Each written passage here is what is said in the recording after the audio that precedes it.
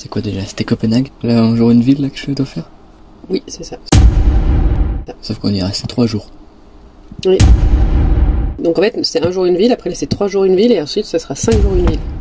Ah, c'est malin ça. Et après, il faudra faire 7 jours une ville, ça va être long. Hein. À un moment donné, on va passer un mois dans la ville, quoi. On va s'arrêter à Copenhague pour l'instant.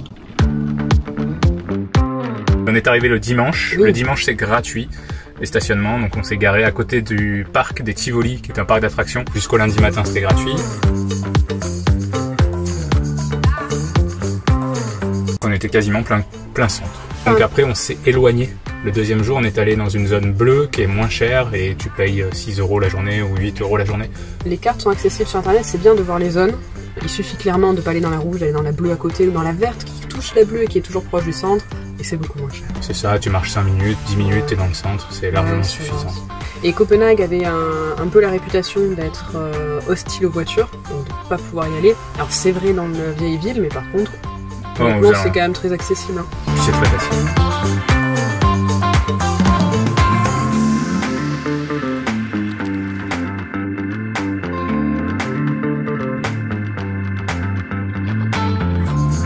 On est où là? Magasin de BD. Des BD, de figurines. Pour ça, on adore les figurines.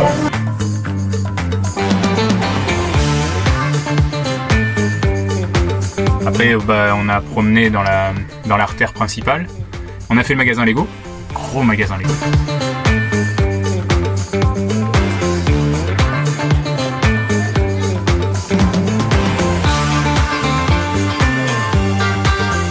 Et en fait, ce qui est bien, c'est qu'on peut visiter la ville quand même à pied.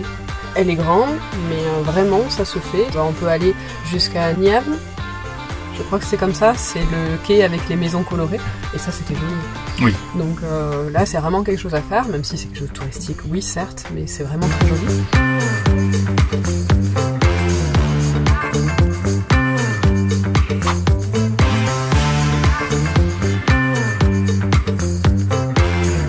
Ouais, mais il y avait le marché de Noël.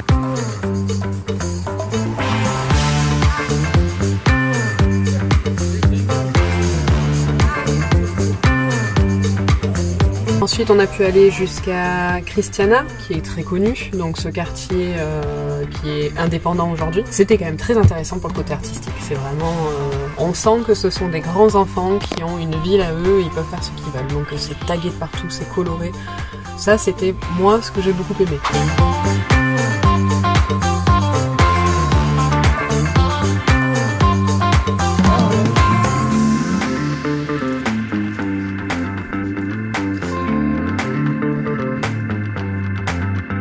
À 100 mètres de libre, et après tu arrives dans un endroit où il y a marqué interdit de prendre des photos, et dans toute cette partie là qui est une grande partie, et ben en fait tu as plein de petits stands, c'est comme le marché de Noël.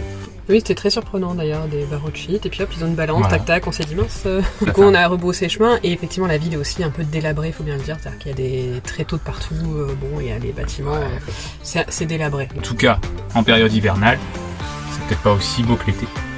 C'est peut-être ça aussi qui fait que... Papa il met ses moufles, il enlève ses moufles, il met ses moufles, il enlève ses moufles. Je les avais gardés pour taper Logan, parce qu'il arrête pas de m'embêter. On disait que c'était une très belle ville. Peut-être bien.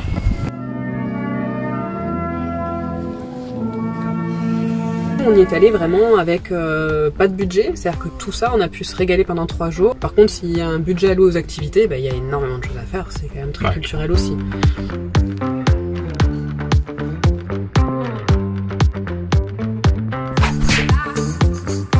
Il y a un monsieur qui s'est écroulé devant nous lorsqu'on se baladait le soir, pour profiter justement de la ville éclairée aux lumières de Noël, ce qui est toujours très sympa à faire.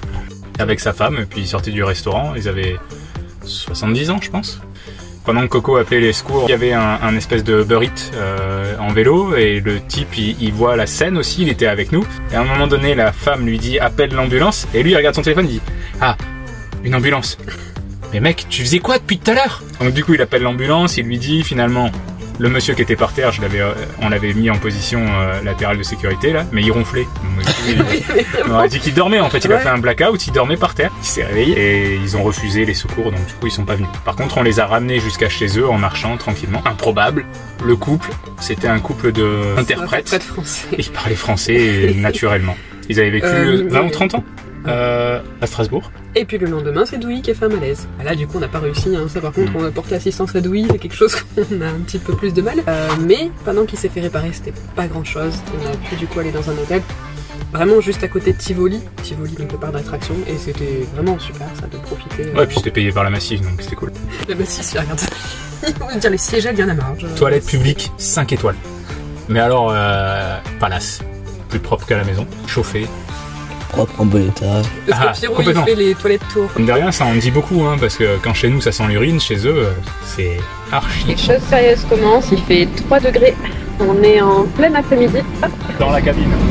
Donc à l'extérieur, c'est un petit peu froid. Il faisait doux. Alors il faisait doux. Il y a eu un matin quand on était voir la petite sirène qui était... C'était frisqué quand même. Et t'es plus entre des bâtiments, donc tu prends tout l'air et en plus l'air marin, donc le froid du matin. C'est le matin surtout qui fait froid.